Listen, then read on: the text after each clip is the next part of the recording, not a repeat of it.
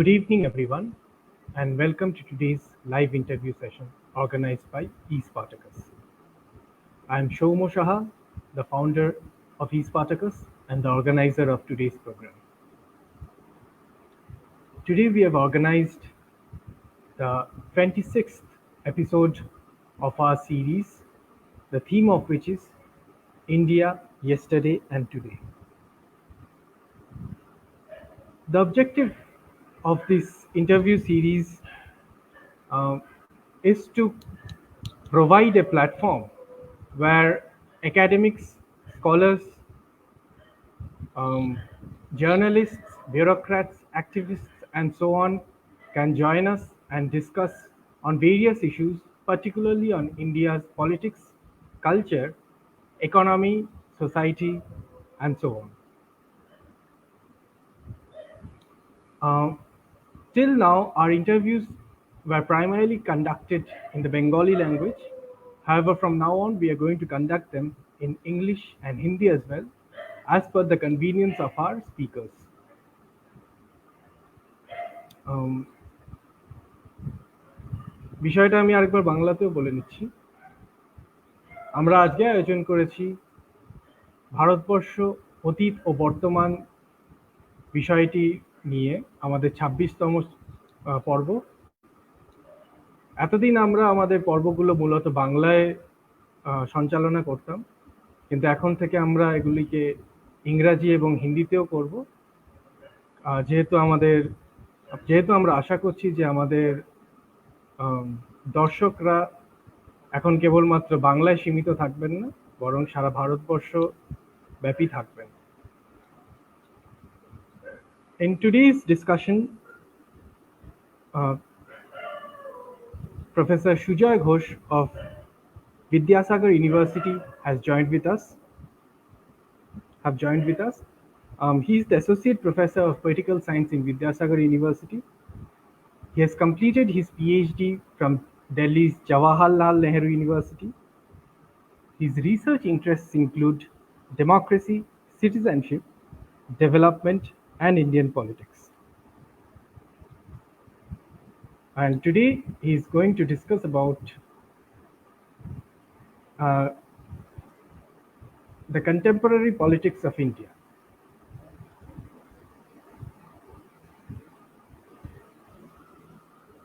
He has published various research papers in different national and international forums.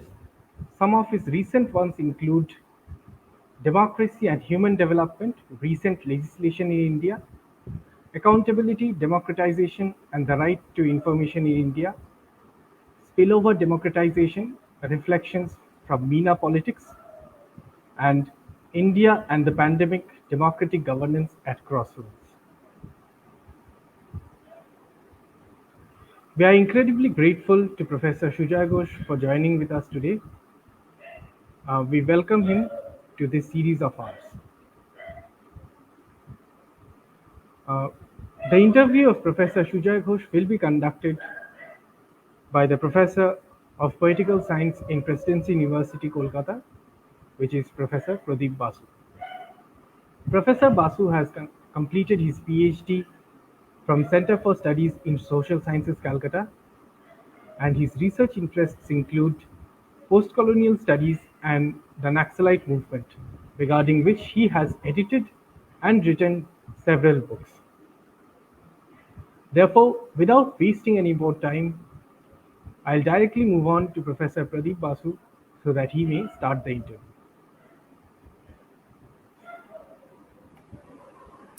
Sir, please start. I thank eSpartacus, its founder Shoumo Shaha, its editor Oritra Roy Bormon, and I welcome Dr. Sujay Ghosh,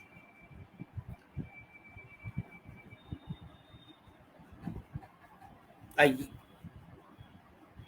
thank him for making out time for this interview. Sujay was one of my students in Scottish Church College. Long, long back, he was a brilliant student. I remember him quite vividly. After a long time, we see each other now. Thank you, Sujay, for coming.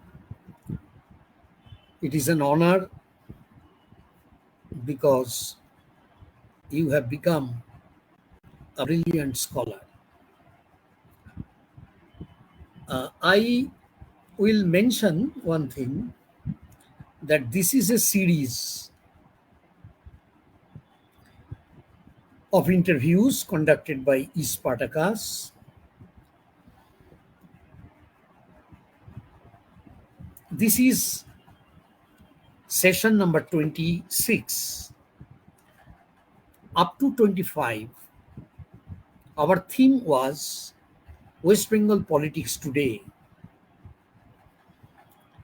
and the speakers were Moidul Islam, Sanjeev Mukherjee, Devi Chatterjee, Shobhanlal Dattagupta, Pranab Kanti Basu, Kalyan Kumar Das, Rajarshi Das Gupta, Himadri Chatterjee, Bula Bhadra, Nivedita Saha, Priyanka Mathur, Porimal Ghosh, Samir Kumar Das, Kunal Chattopadhyay, Pradip Chattopadhyay, Shivaji Pratim Basu, Shatabdi Das, Oyon Guho, Birajlakshmi Ghosh, Jawahar Sarkar, Pralankar Bhattacharya, Arnab Saha, Alok Das, Ishita Su, and Samrat Sengupta.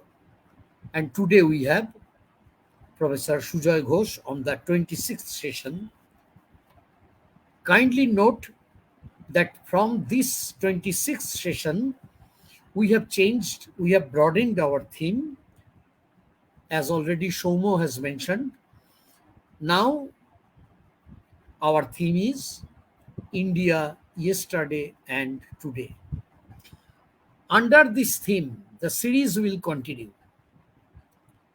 There will be various sub-themes. For example, today we have a sub-theme, that is contemporary Indian politics, for which our honorable guest speaker is Professor Sujay Ghosh. And one thing should be mentioned, that it is not a party platform, it is an academic platform where academic discussions, debates, analysis will take place. So now I start my conversation, my questioning. Sujoy, when we are talking about contemporary Indian politics,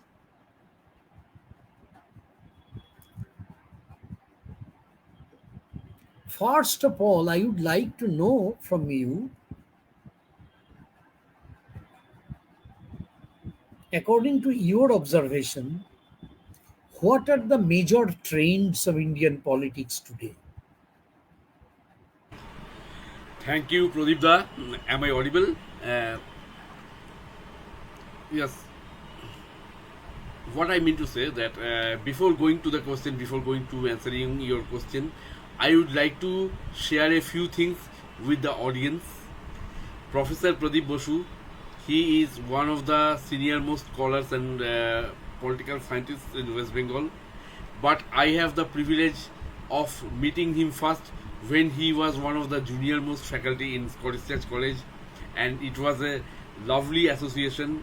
And today I feel extremely honored to be invited at the E Spartacus platform. I must also thank the other organizers for facilitating the entire things. Now I shall get to the question asked by Professor Pradip Basu, that is, what are the recent trends in Indian politics in a nutshell?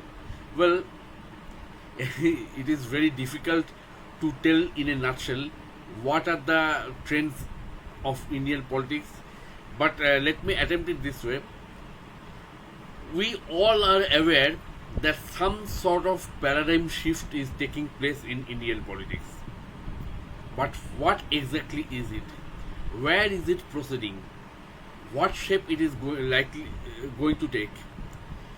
These all answers to all these questions are still very unclear to us. We don't know where exactly it is leading. At sometimes it appears like a replication of the past. At sometimes it looks as if something new is going to happen. Let me, in this context, let me jot down a few things, few trends which appear to me. First of all, over last few years, it has been mentioned that worldwide in many countries there has been a trend called democratic decline. That is, the quality of democracy has declined, and some countries that have been mentioned are Hungary, Poland, Brazil, and of course India. These are some of the major countries. Now, what happens to Indian politics? The thing is that sometimes we feel some sort of majoritarian ideology.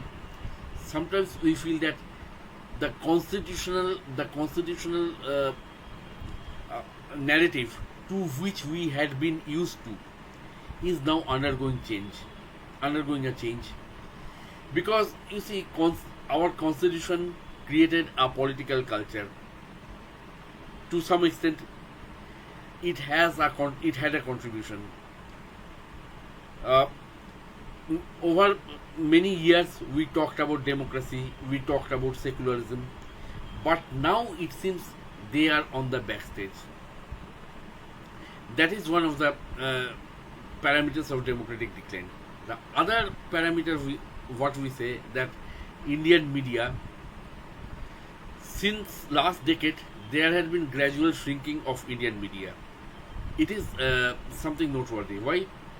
Because we may recall Robin Jeffrey's classical book India's Newspaper Revolution. There he mentioned that unlike USA, UK or Australia, where media was concentrated in a few hands, in India the story is different. In India, the media is very much well dispersed throughout the country. There are many English language newspapers throughout the country, about 15 major English language newspapers.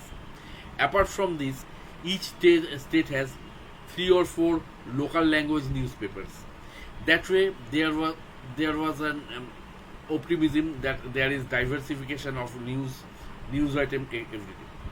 But what happened over last decade? This thing seems to be reversing. How? We may revisit the meltdown of 2008.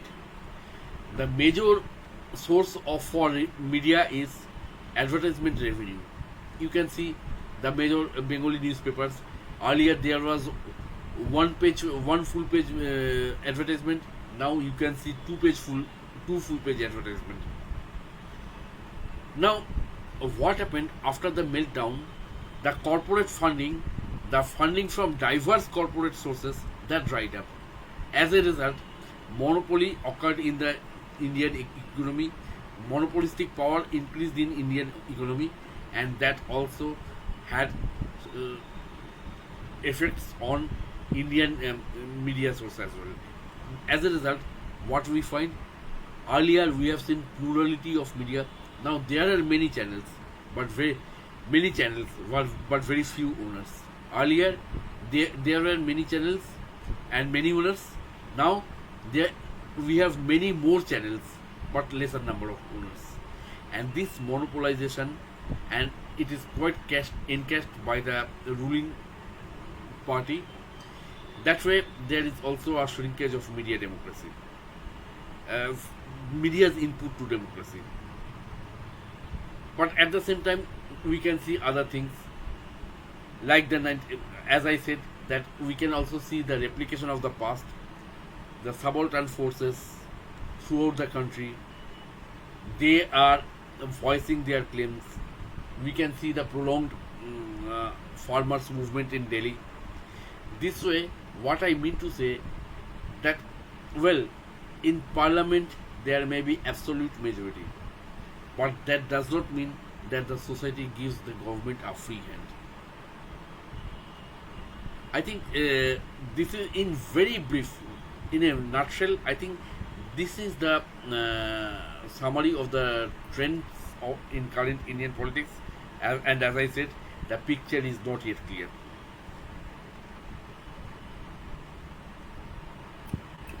Sujoy, as you have mentioned about the democratic decline, uh,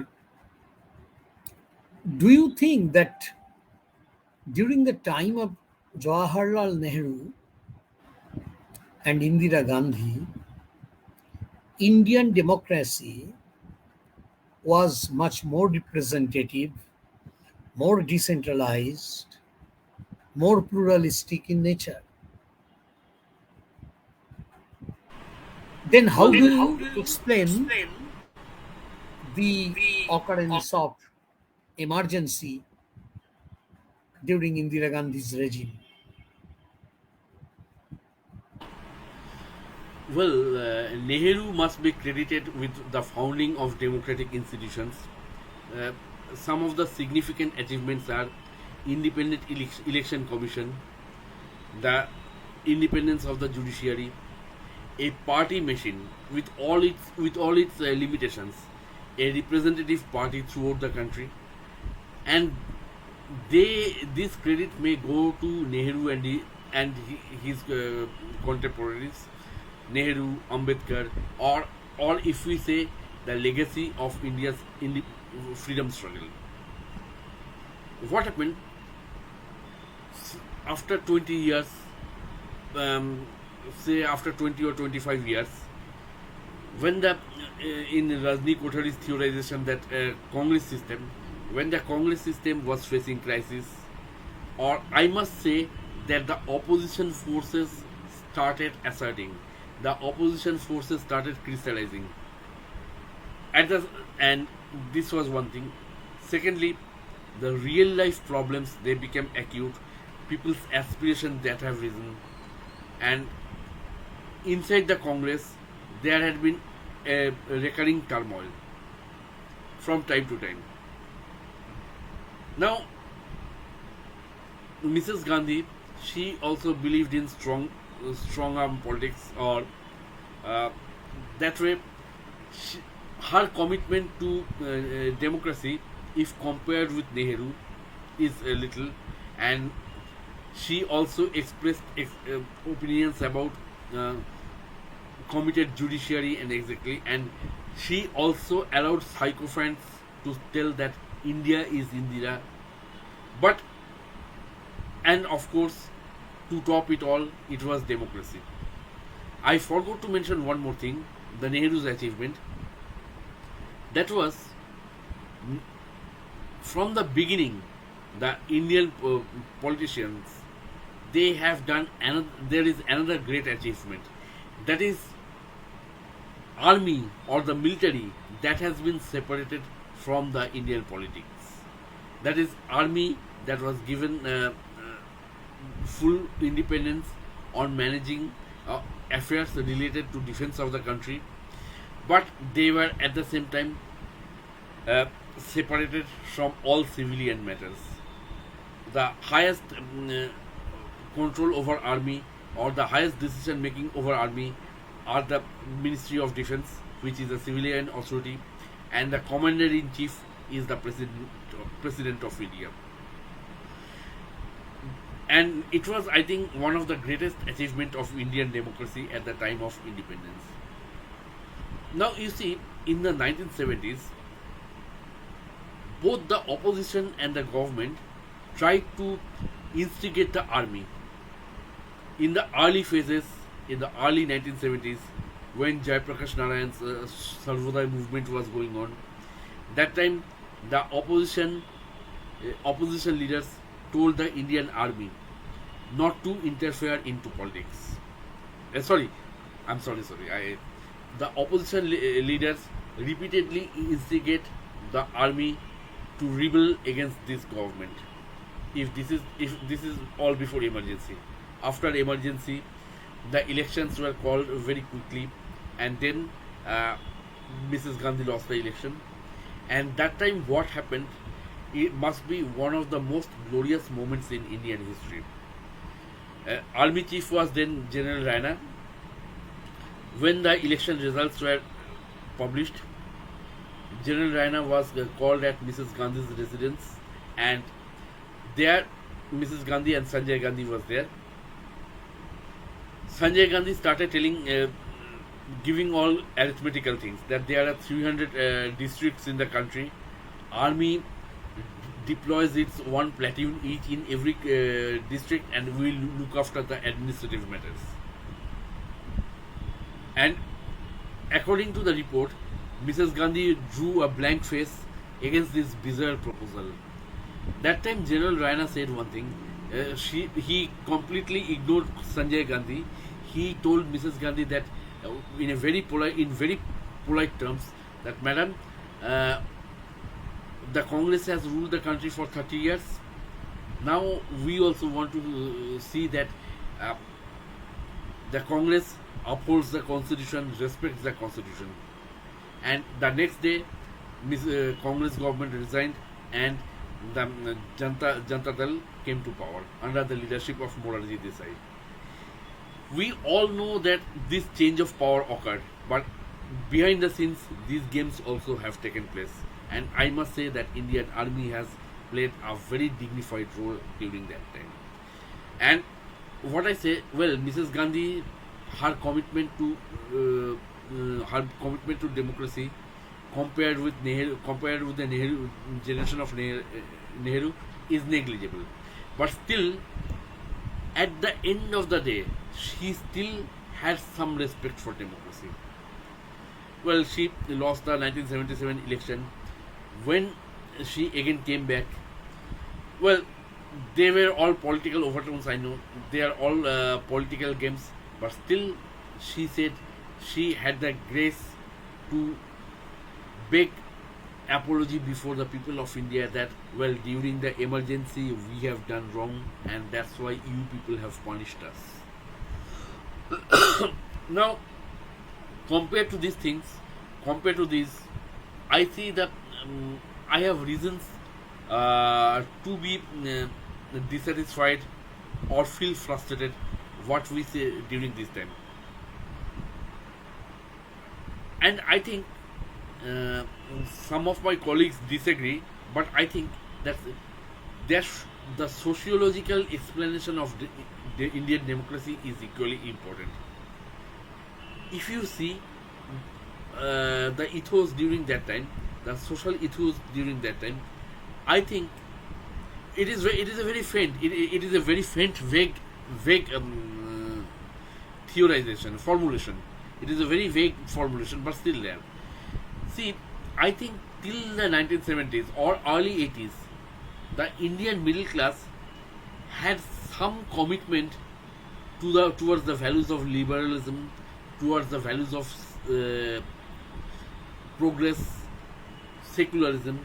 They had some, but I think since the 1990s they have started weakening, and now uh, what I feel that in broader parlance of the Indian middle class, democracy, secularism, they do not inspire any normative awe. They do not inspire anything. They do not inspire much positive meaning. This is my feeling. And what it is said that democratizing society democratizes the state. Therefore, if we want to discuss about Indian democracy, we must also look for the sociological explanation. Just one point that there was, we know uh, the from the writings of Maurice Jones, Rajni Kothari, about the one party dominant system. in India during the time of Nehru.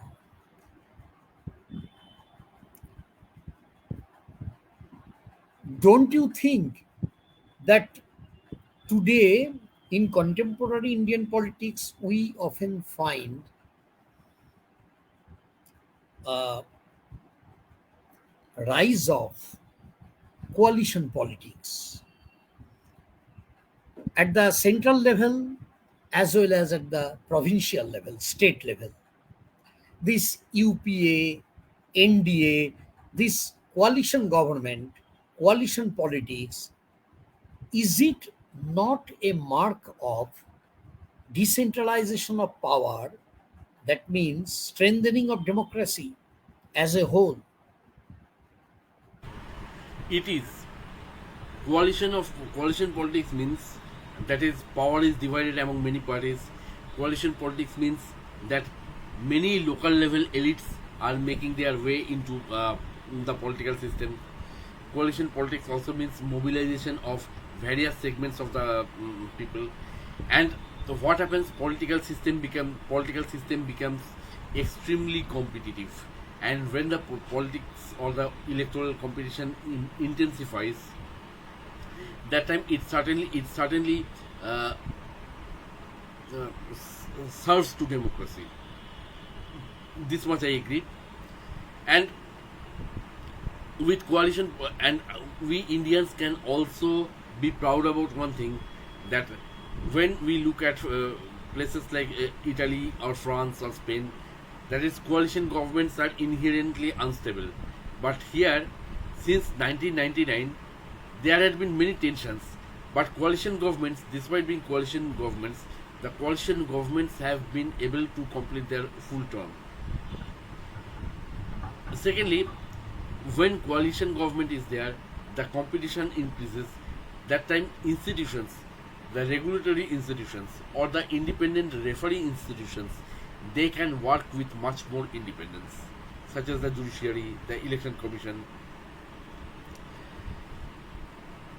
Of course, coalition politics had some of its drawbacks.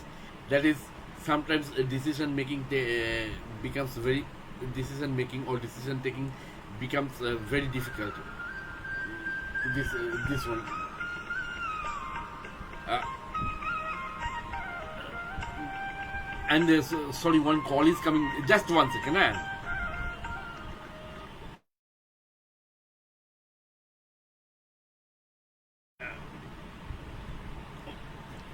This one is there. Another issue I must tell with coalition politics, that sometimes for many personal issues, for deeply parochial, narrow partisan issues, the government is being blackmailed.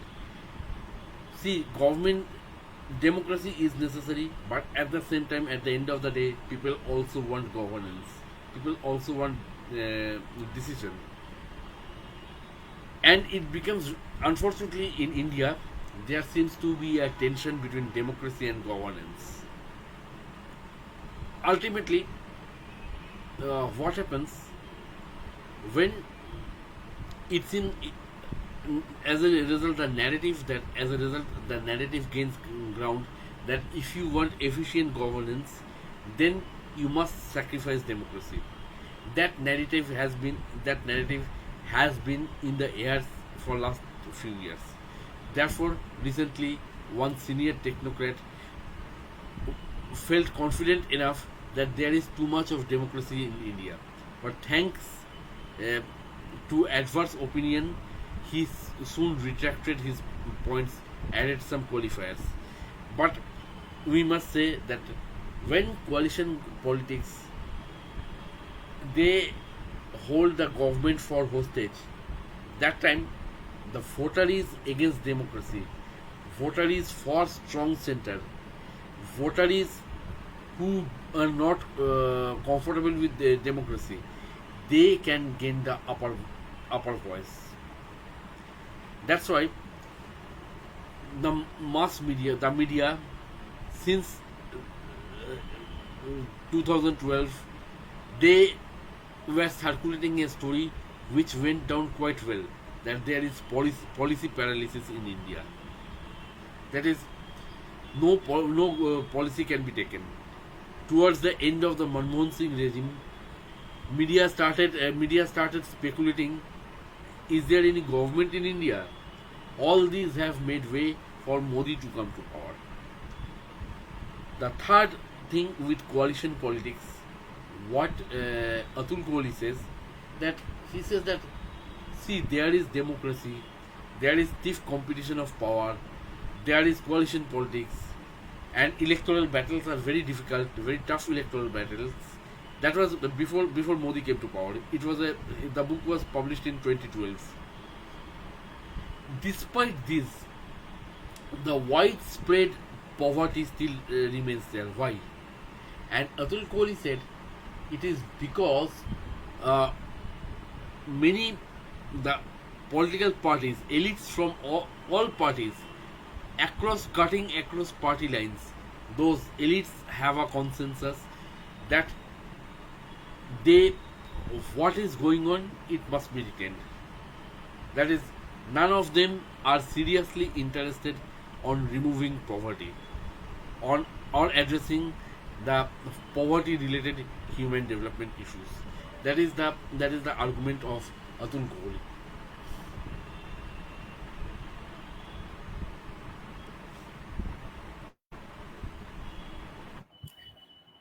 If we consider the overwhelming victory of the BJP in the parliament, uh, we see that the opposition parties are scattered, overall disunited. There is a lack of unity. A Socialist Party in UP, BSP, actually in 2019 elections, many people did not expect that BJP will win over with this overwhelming majority of seats in the parliament, in the Lok Sabha. The opposition was fragmented. We know the Telugu Desam Party, DMK, AIADMK, or the different regional parties, Akali Dal, or National Conference, or Trinamool Congress, Left Front. There was a remarkable absence of unity. Taking full advantage of this weakness of the opposition, the BJP is enjoying tremendous power, and they are passing laws one after another, sometimes suppressing the voice of the dissidents. The protest are suppressed, different voices of protest are suppressed. Now, still India is a democracy, there is no doubt about it. Keeping this in view, how do you see the Janata coalition government failed, collapsed? Remember the days of Morarji Desai, Charan Singh, Chandrasekhar, VP Singh, and just see that the united opposition, even if it came to power at certain moments of our present history, they collapsed because of their internal stripes. So do you think now the opposition, they are trying to gather momentum? There is Rajiv Gandhi of Congress, there is Mamata Banerjee of Trinamool Congress, even the left front, they are very much opposed to Trinamool Congress, but finally on a national level, they are joining the meetings. Also, the Socialist Party, AAP and BSP, they are opposed to Rajiv Gandhi's Congress, Sonia Gandhi's Congress. But we find that there is an attempt to forge an alliance. Do you think that this time, this unity of opposition will be successful in the coming elections in 1924, or it will again collapse, paving way for the resurgence of the BJP and its allied parties? How do you look at the prospect of this opposition attempts towards opposition unity? Well, Pradip, I must confess that uh, my predictions on electoral outcome have never been too successful. That's why I sometimes fear to make any prediction. Still, as it looks at present, I think that opposition can increase their ground. Opposition can extend their ground. But replacing the central government in this election, standing today, it does not seem likely. But once again, we can't tell anything about future. Anything can happen tomorrow. Uh, I mean to say that the opposition or Indian parties, political parties in India, they have experiences on coalition formation. They have experiences in bargaining, and one more innovative thing that went, but which escaped our attention. That is CMP, Common Minimum Program, between various parties. That is an under-researched area. It is certainly our discredit of Indian political scientists, where I also belong, that we did not study a lot on this matter. That way, the opposition has some mechanisms, and once one come to power, because fighting another Lok Sabha election for every party member, it is also an unpleasant uh, option. But I think before I am not sure what will be the outcome of 2024 elections. But at least there is some attempt for floor coordination between the opposition that is now afoot. It is a positive sign. Okay, even if they do not come to power, let them play the role of a good opposition, because that is also very important for democracy. Even if some sort of a shadow cabinet type appears, that time the opposition can be much more organized. I mean to say that whether they can come to power, I don't know. It is very difficult to tell. My opinion is that at present it looks unlikely. But what happens if they perform their role as a concerted opposition? I think that is also a very much educative exercise. Because you see, we can see some of the democracy's shrinkage, that is the media freedom or the majoritarian ideology. The way the government uses is the government some sort of in sometimes and in indecent ways uses its majority. All these are apparent to us, but we don't know that some democratic shrinkage is going on behind our views. You can know about them only when you experience them. I give you a few examples. Last year there had been quite a hue and cry over the carteling of social science syllabuses, and you know what were there? Forest rights, gender rights, human rights, cultural diversity. so on and so forth.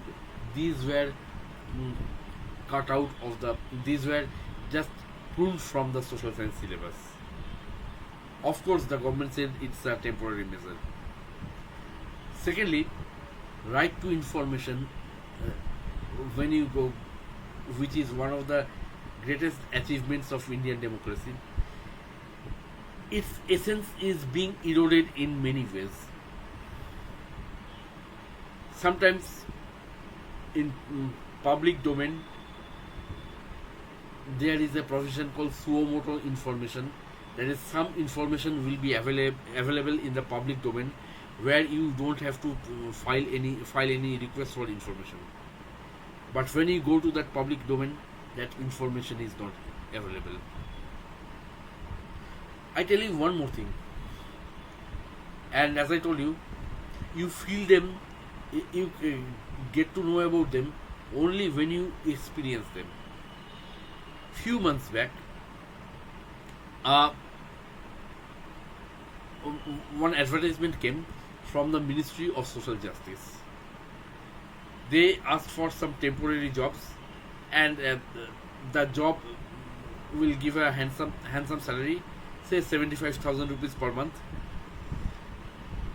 They were looking for young people who have graduated or who have graduated from a university, from a post, or have done NSS or NCC during their student days, and the institution must be NIRF must have NIRF rankings. Well, now see one after another criteria. The candidate must be graduate or postgraduate from a university. No issues, fine. Because any good quality of any attractive job requires good quality of students. No issues regarding this.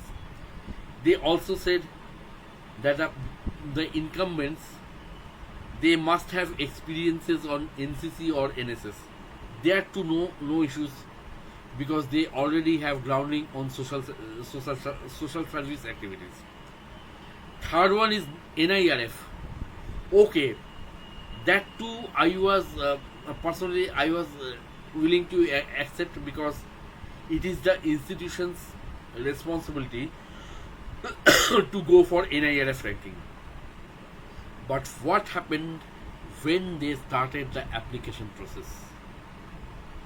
Many of them good marks. They had their NSS or NCC experiences, but when they went for NIRF rankings, they found only 75 top NIRF universities are listed. See, that was not said anywhere in the advertisement. Because if it was in the advertisement, then there could be a opposition could raise a hue and cry. What happened? Those 75 top universities, and as a result, many students are excluded. Say, a student studying in a top-ranking metropolitan university or college, he already has several openings. He or she already has several openings. But the student in a remote area of the country who diligently does his studies, who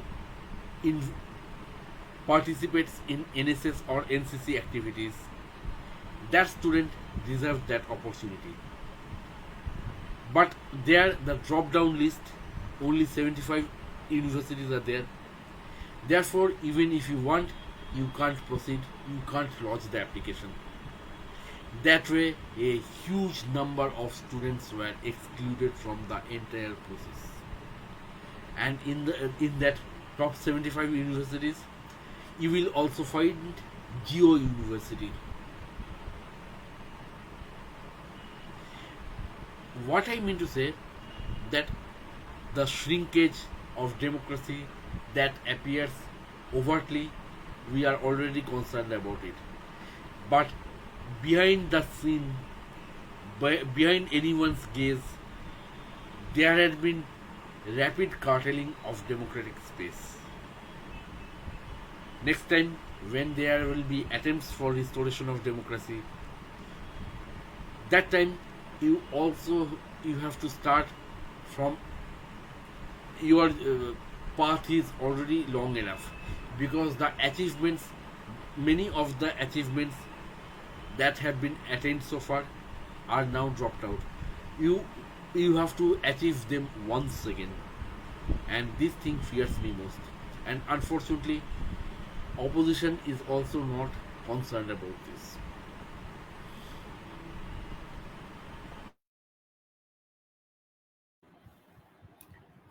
Uh, apart from democracy,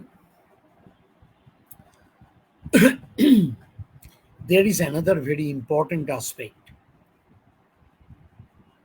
of contemporary Indian politics, that is the question of federalism. India was conceptualized as a federal country. Maybe there were criticisms of unitarianism or centralized bias. There were criticisms since long ago. Durgadas Basu, Austin, Johari, many scholars, Rajni Kothari, many scholars who studied federalism, they criticized the centralizing tendencies. But still, Indian federalism was accepted as an established principle of the Indian constitution. But in contemporary Indian politics, this federal structure is somehow being challenged. How do you look at this issue? Do you think that the states will be able to overcome this threat to federalism, or a kind of presidential type of government or unitary system of government is inevitable? What is your take about this question of federalism? Well, when we saw early threats to federalism in the 1970s, that time we had the disadvantage that the opposition was not that much mobilized. Regional social forces, they were not very much mobilized. But now, after a spate of coalition governments, we have reasons to be optimistic. I tell you why. One is that few months back, the Chennai High Court on certain issues gave certain rulings which went against the central government. That means the judicial system which is located regionally, it is defying the central government. Slowly, the judiciary once again is asserting its place. Slowly, there are tensions. Again, after the economic liberalization, the narrative of federalism changed a bit. That is, before liberalization, when the government had control over economy, that time particularly the financial relations or fiscal relations, that was upon the understanding that the states will propose their budget to the center and get the money. And yes, that time the central government used the planning commission or the finance commissions to arm twist the states. But after liberalization, there came another narrative that the states will raise their own money, which led to the competition for industries and private capital. Still, there are certain threats to federalism. GST is one issue. GST means the entire taxation system is now in the hands of the central government, the state governments, and once again the possibilities to arm twist is there. Now, how to come out of this? The government has majoritarian tendencies, we have been telling, but you see there are certain things.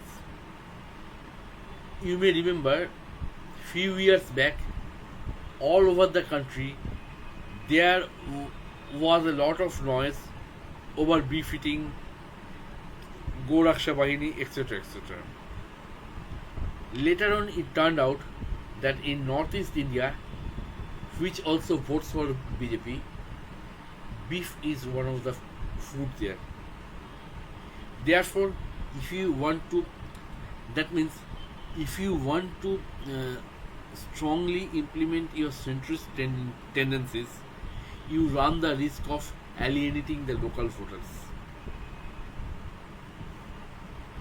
Another issue with federalism, it is often said that the Punjab crisis that was there in 1980s, our Scottish Church College days, that time the Punjab crisis, it was seen as an indictment against the centralizing state tendencies of Indian state. Here, now we can see some positive. Here we can see something positive. You see, what are the positive things? The Akali Dal was for long a coalition ally of the BJP from the beginning. They have now left the NDA coalition.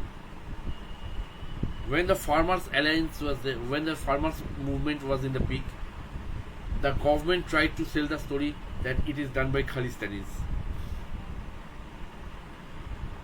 But that story did not take off the ground. Thirdly, the Akali Dal, which was an ally of BJP, if you turn the clock back to the 1980s, it was Congress versus Akali Dal. But now the Akali Dal, instead of it has no reason to ally with Congress, because Akali Dal came to power by opposing Congress. At the same time, it feels visibly uncomfortable with BJP. But you see, they have teamed up with another party of the subaltern group, BSP.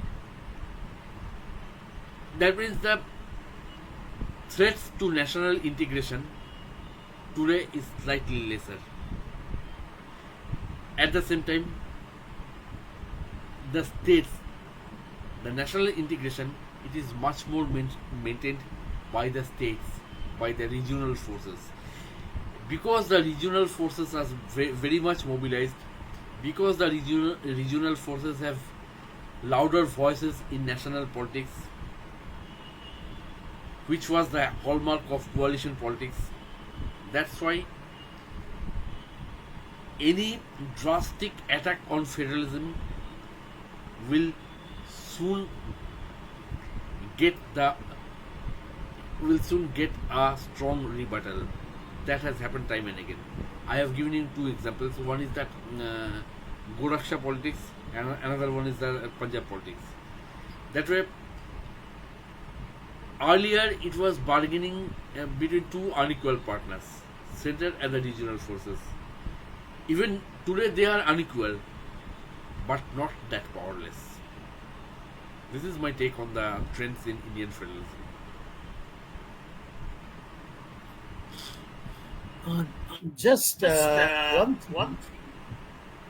If we look at the different national institutions which have been built up over the years, which are the assets of the nation,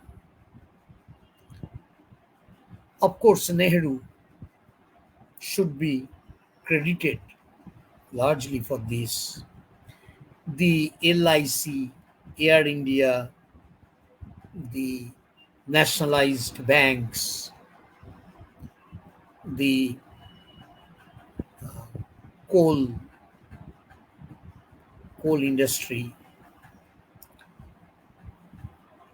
the Reserve Bank of India,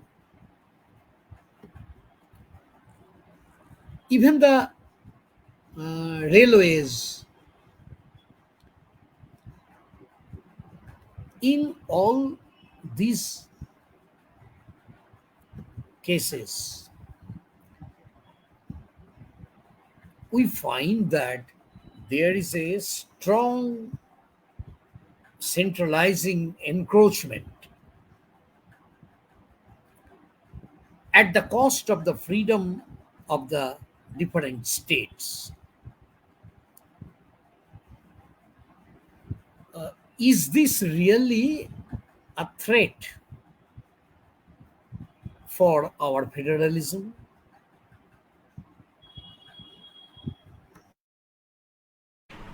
Well, Pradip, I must tell that I think too many issues are clubbed together. I think we need to dissect it a bit. Why I mean to tell that personally, I am not against privatization. Personally, I think that it is not the government's job to run the run the planes.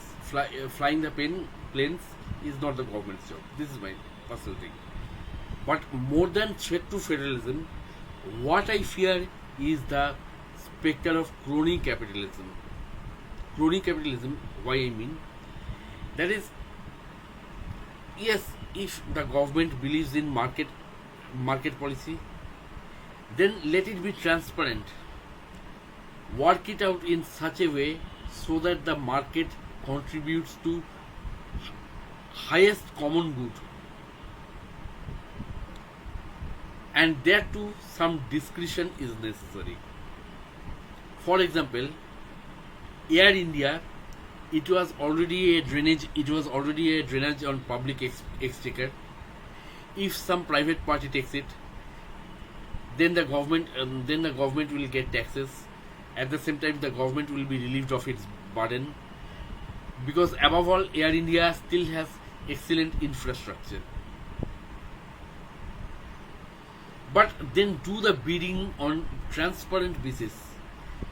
If you do the bidding on transparent basis, then many parties will compete, and that time the government will be in a better position to negotiate for the common good.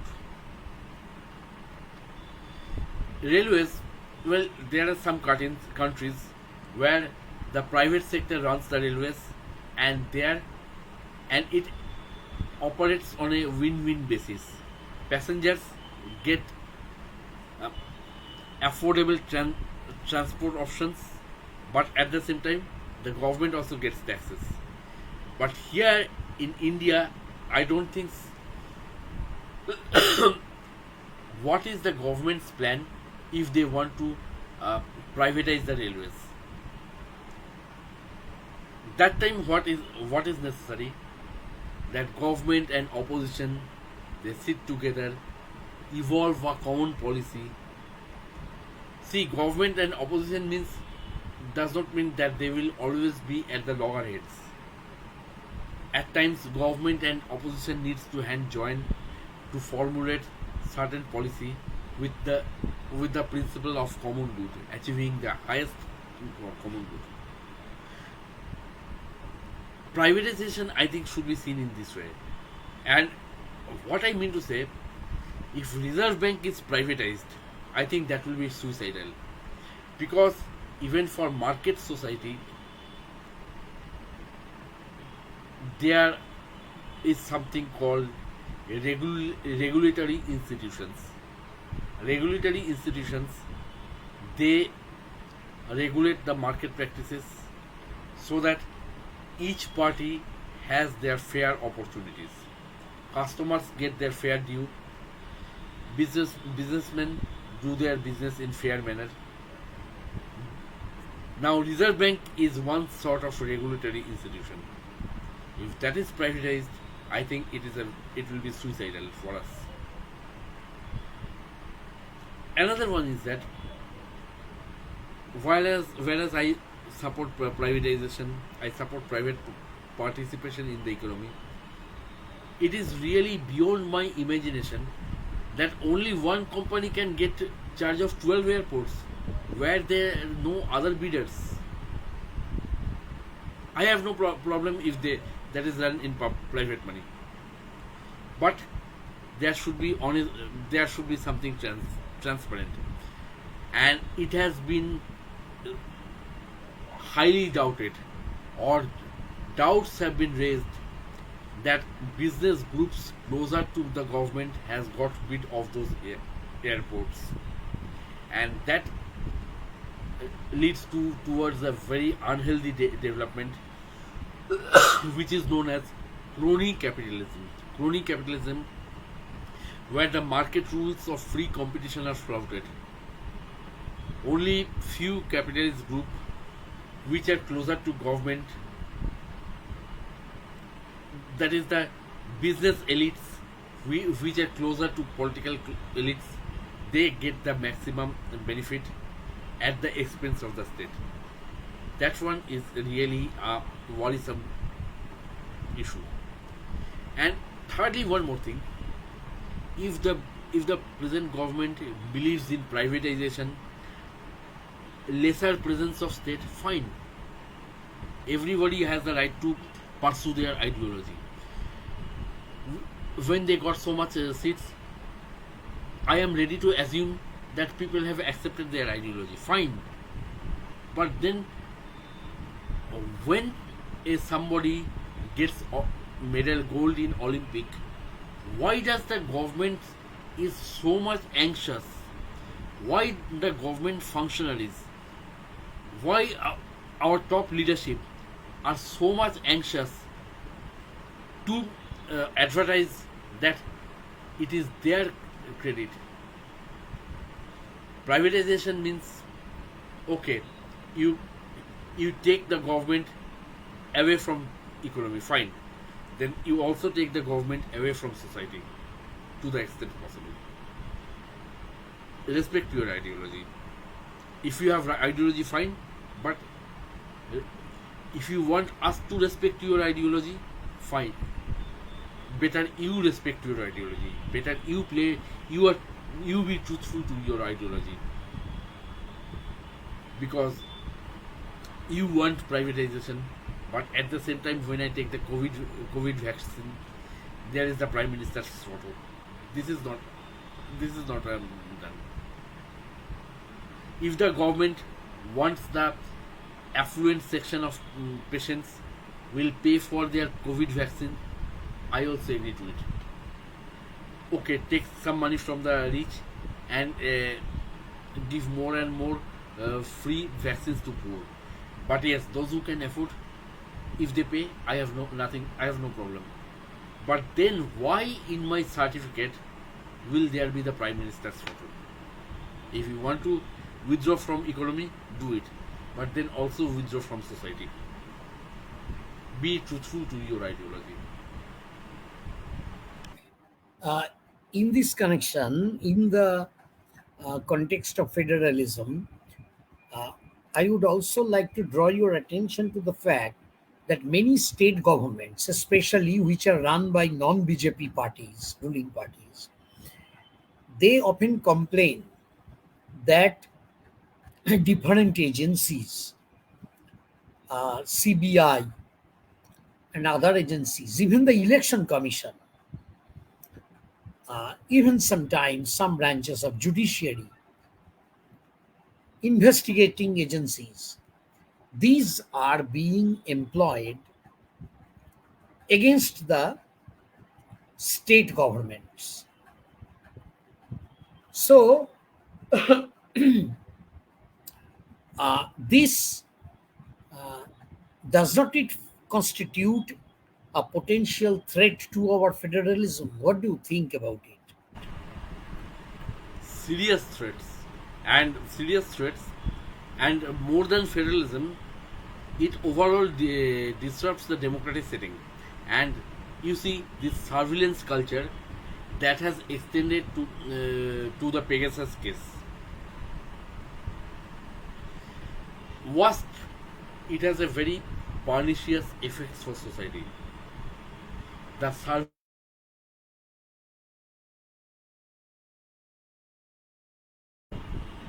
well, we see every small government offices, they install a CCTV.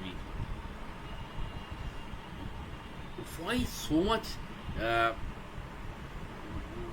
fear factor? What is so much to fear about? What therefore, Pradip da, when you say when you say an attack on federalism, that is there, but I want to look beyond that. It is attack on democracy, and it is attack on the democratic culture. People think that surveilling surveillance is the a tool of the powerful. If you can institute surveillance, you are the powerful person that way.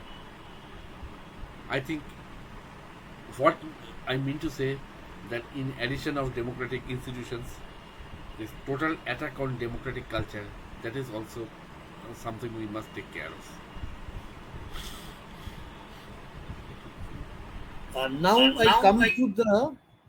Now I come to the uh, last point of my investigation,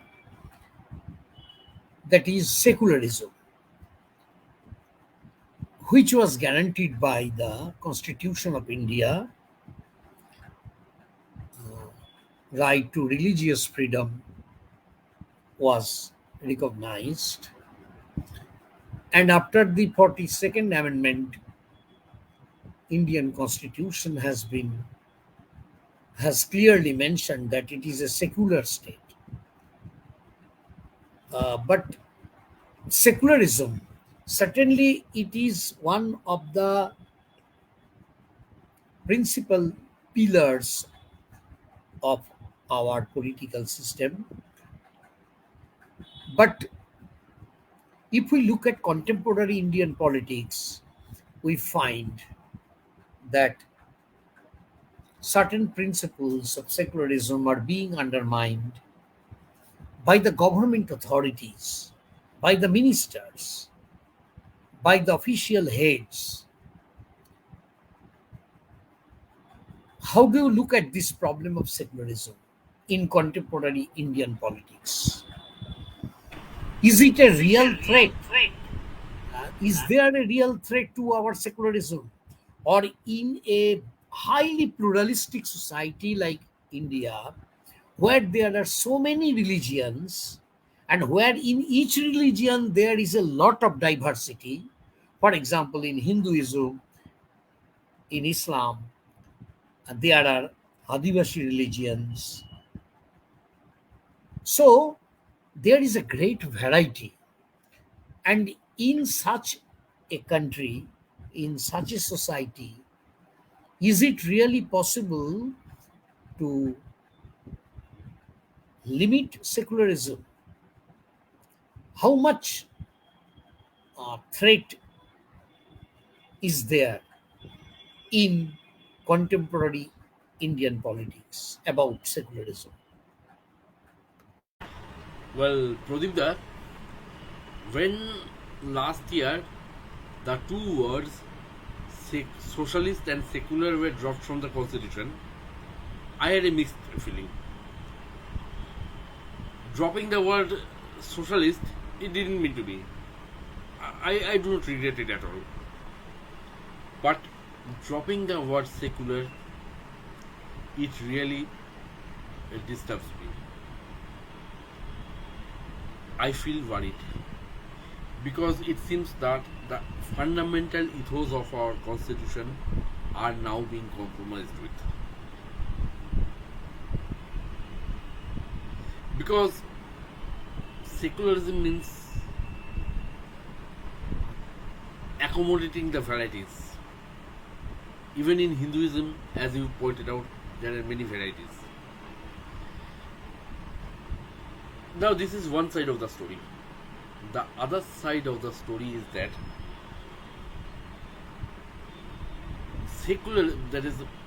secularism is often shunned by people at the grassroots. When a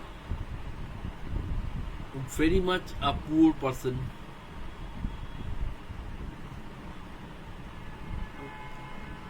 he or she constructs enemy from somebody of other ethnic group, that time it is worrisome,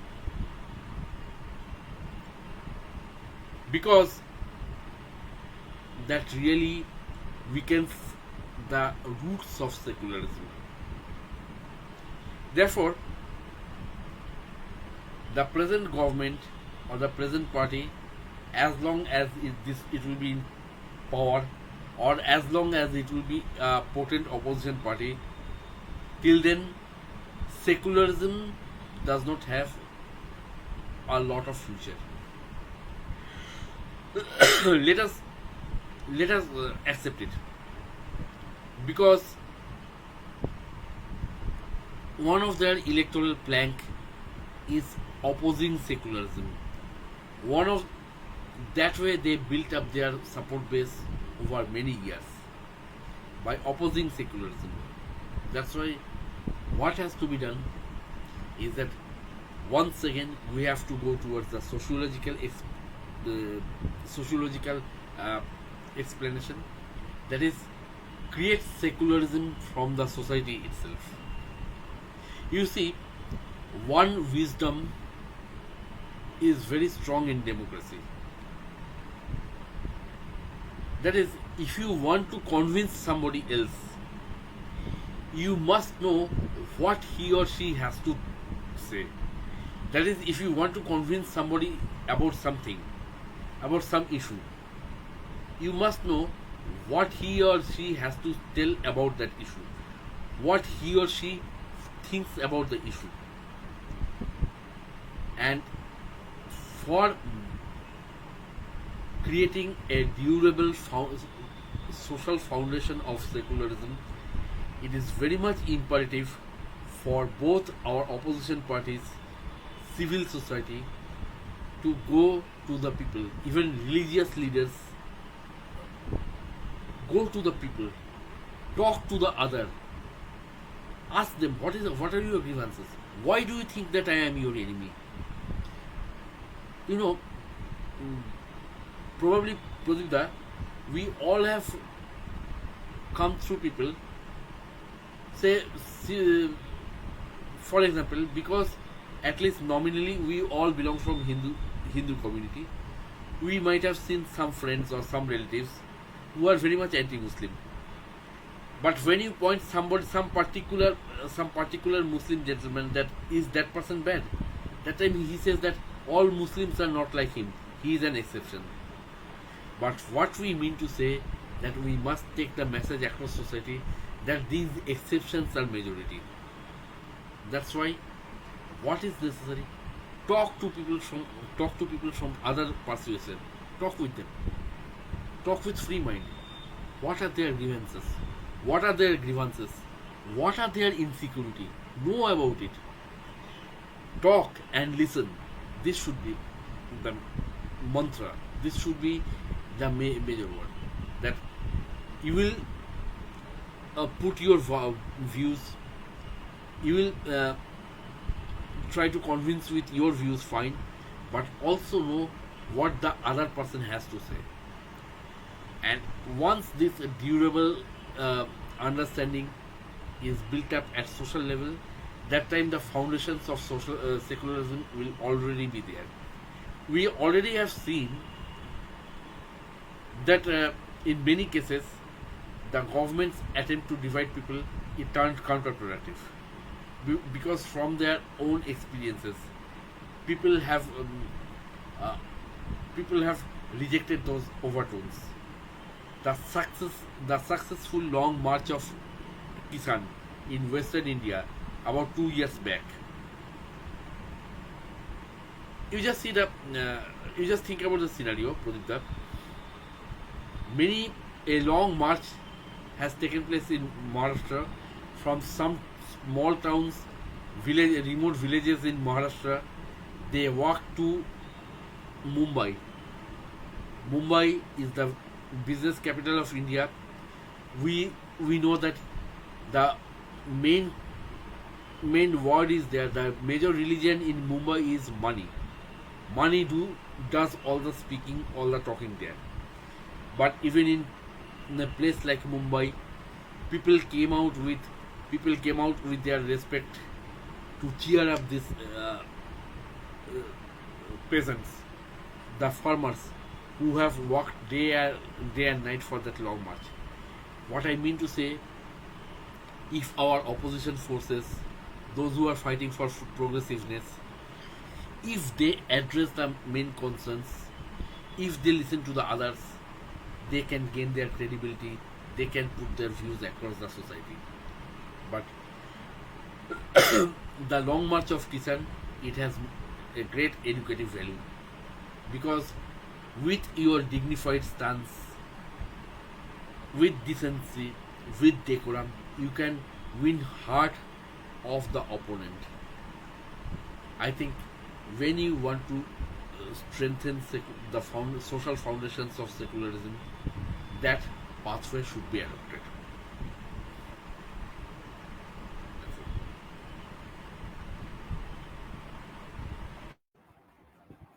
In connection with secularism and contemporary Indian politics, I will also ask you, uh, mute, please. I will also ask you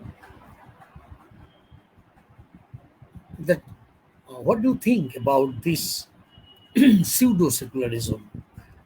The Hindutvadi forces, they have been complaining for a long time, over a long time, that the ruling political parties, like the Congress party of Nehru, Indira Gandhi, Rajiv Gandhi, the left parties, including the CPIM, all the major political parties of India, they what they have done is minority appeasement. Minority appeasement. They have seen the Muslims as their vote banks, and so they have pampered them. They gave them indulgence, and the crimes committed by the Muslims have been ignored, connived at. And this kind of secularism is not true secularism. What was practiced by all other parties, the so-called secular parties, liberal parties, was or is pseudo-secularism. And BJP claims that they are going to practice true secularism or genuine secularism. Since India is a Hindu majority country, so a Hindu state can ensure the exercise of genuine secularism, because minority appeasement will no longer take place, and the majority Hindu will be taken care of. They will not be victimized of the minority appeasement. What do you think about it?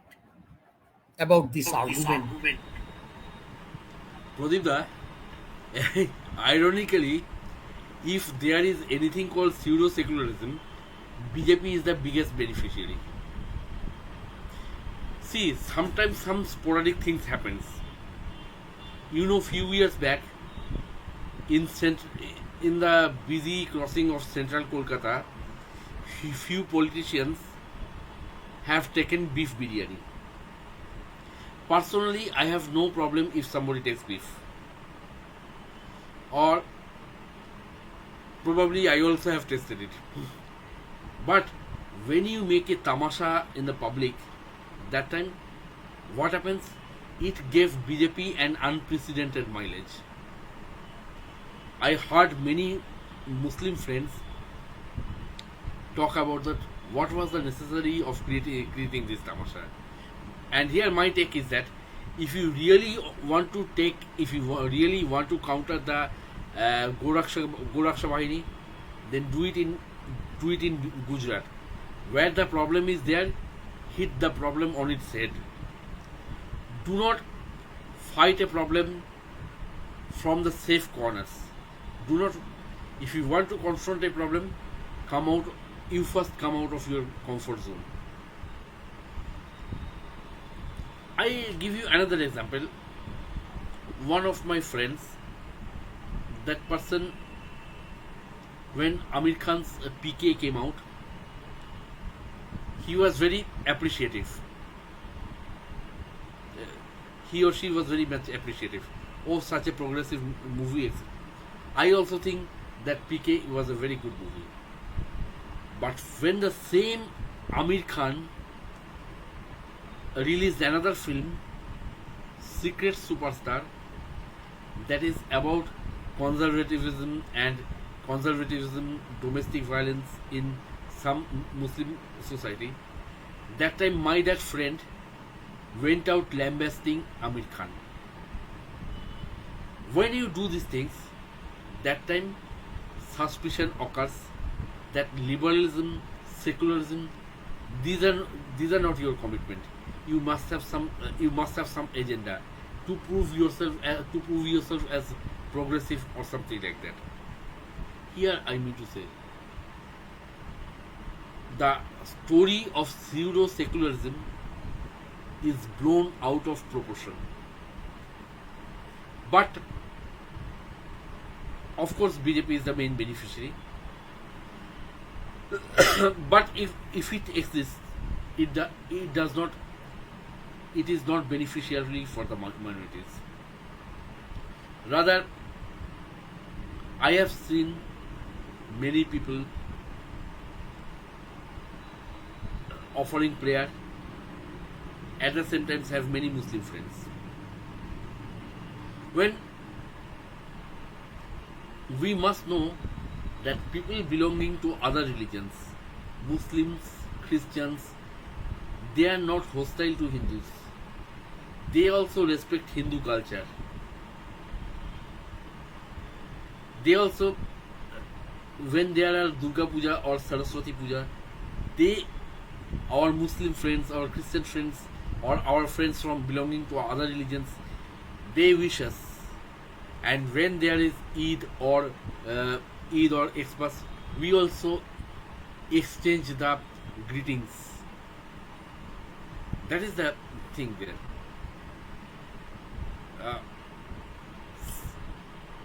And what I mean to say, that sometimes, unfortunately, there is a tiny section of intelligentsia who think that if you mouth bad things about a particular religion, then you are progressive. Very small portion. Remember, the other religions people from other religions do not say it, but these people say. And because of them, BJP gets the agenda. It serves a ready-made agenda on BJP's plate, and they get the opportunity to blow things out of proportion. And that I mean to say that pseudo secularism, what BJP says as pseudo secularism, if it exists, then BJP is the greatest beneficiary of it. And at the same time, let us tell in no uncertain times, a Hindu state or any religious state is going to protect nobody.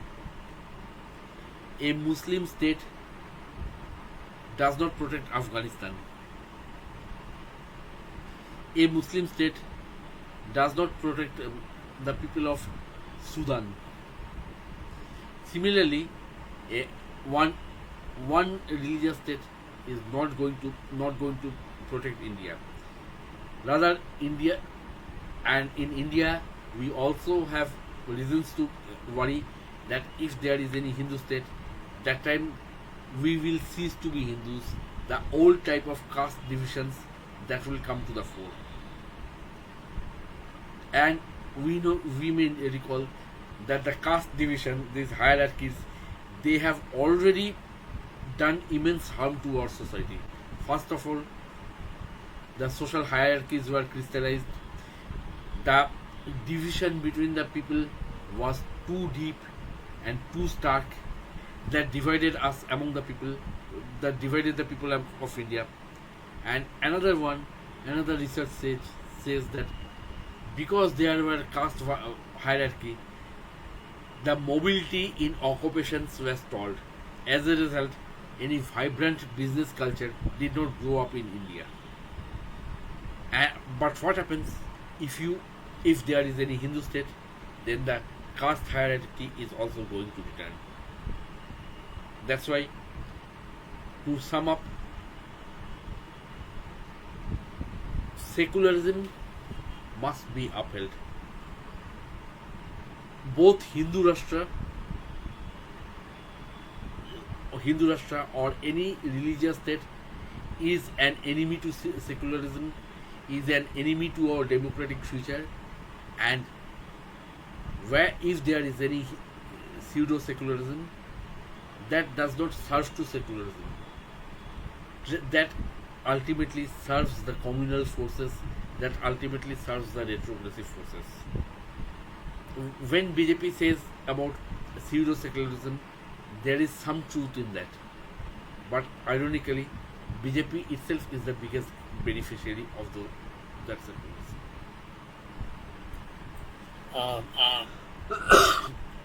Very good discussion, but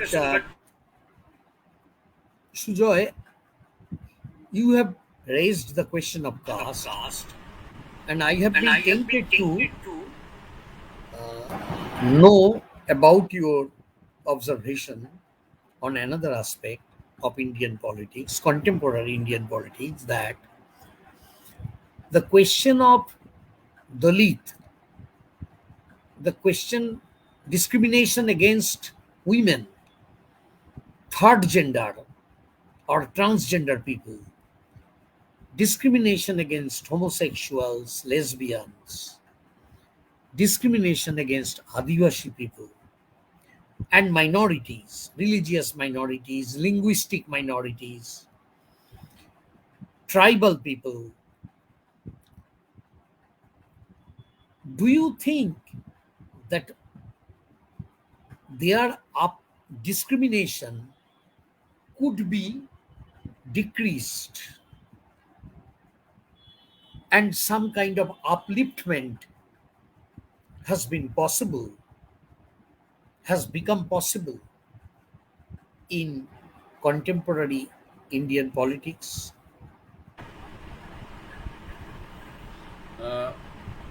First of all, the competitive politics that has encouraged broad representation of people. That way, religious minorities or minorities, Dalits, Adivasis have come up. But once again, I must say that LGBTQ, that issue is relatively new relatively new in Indian politics, and or LGBTQ or sexual minorities, and let me tell you, sometimes they tend to conflict with one another. People belonging to majority religion, or they may be against LGBTQ, but at the same time, people belonging to other religion, they can also be against LGBTQ. Now, what happens? Greater sensitive, what is necessary? Greater sensitization of people, and their broader representation of all these people in the political parties. That is very much important. Secondly, you see some economic benefits. They have started, say, with preferential or positive discrimination. One section of population has been uplifted. Some of them are making, such as hitherto Dalits or SC, ST. Some of them are making into the private sector. Even in educational institutions, many people from Dalit backgrounds. Maybe they are second generation. Their parents have received the benefits. They are doing well in the universities or various public spheres, including private spheres. Many people from minorities have made their marks on various areas of public life.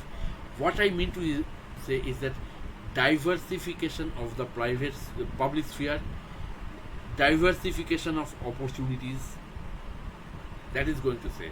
That's why we need vibrant economic development, where there should be social justice for people belonging to various disadvantaged group like SC, ST, minorities, poor, LGBTQ. But at the same time, there needs to be a vibrant private economy so that opportunities multiply. Suppose, I just tell you one thing. I think in a TV channel, I'll just tell you two recent developments. One is that in a TV channel there is a music competition. I think that the Z Bangla Z Bangla show or something. There is a music competition, and one band came from Kharagpur. Its name is Gang Street Mafia, and they were from a young girl was there, young Muslim girl was there, a Christian guy was there.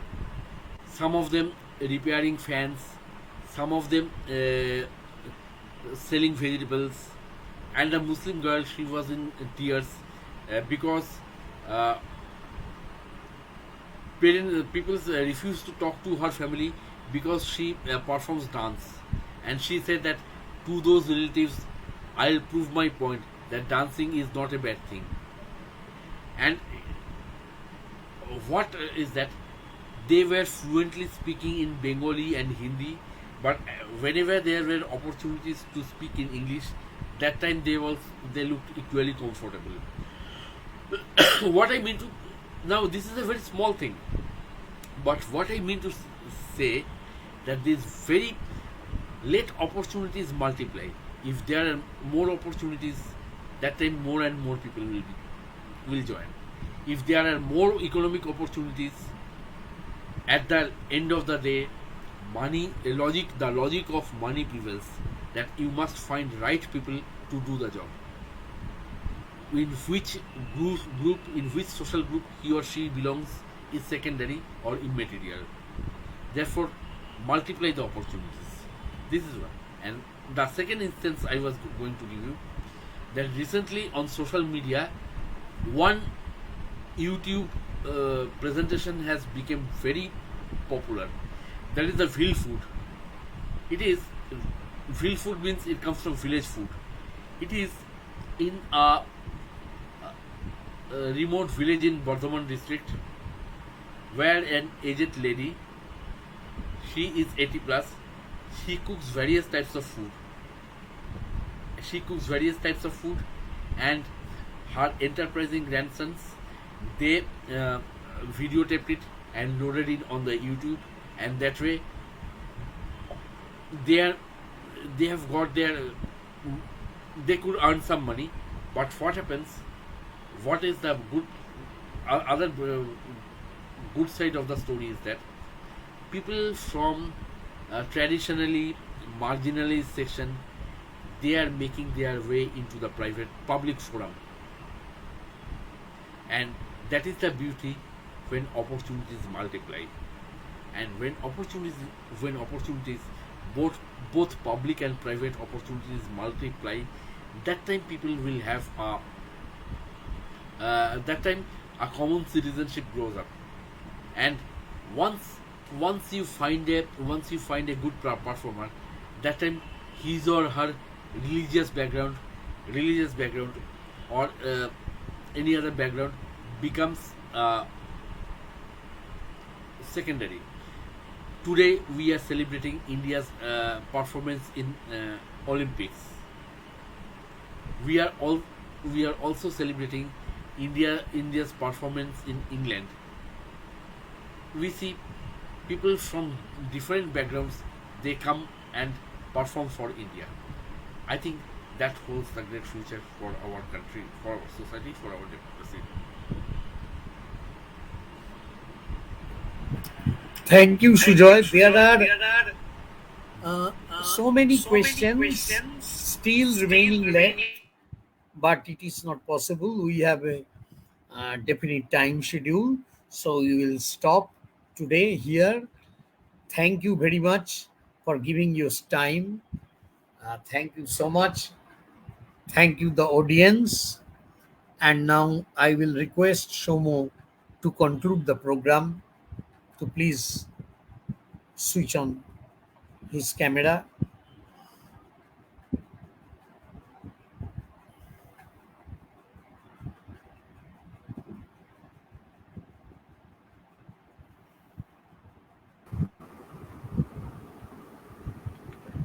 We're incredibly thankful to Professor Sujay Ghosh for uh,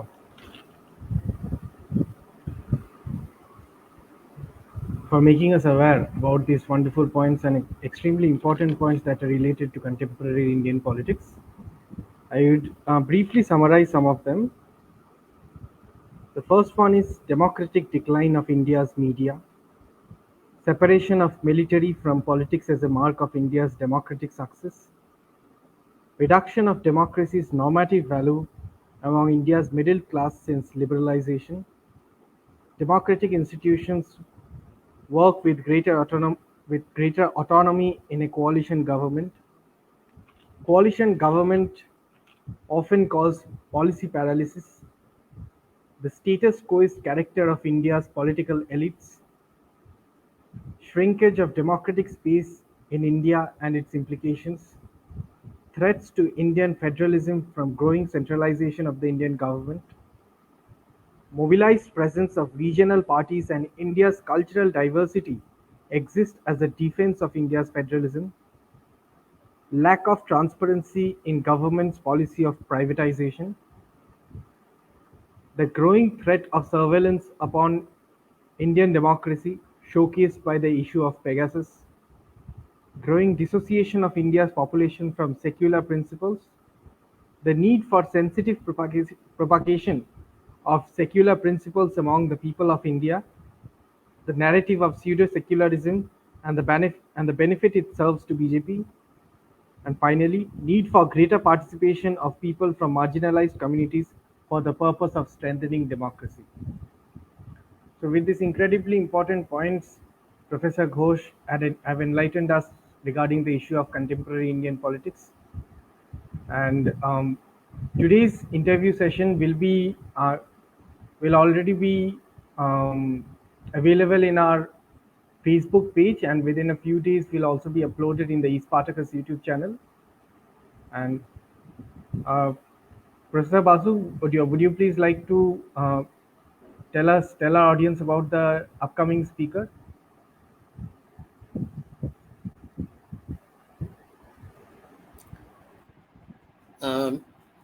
Our next session, number 27, will be held on 13th August from 8 p.m. Retired Professor Dr. Radhakanto Barik, a retired professor of the Indian Institute of Public Administration, Delhi, would be interviewed by me. The topic will be Indian politics. Thank you, Sujay. Thank you so much. Thank you, Shomo. You unmute yourself, Shomo. Sorry, sir. And the ones who have joined us today and watched our entire session, we would be incredibly grateful if they continue supporting us and keep watching East Spartacus. So, thank you everyone. Good night.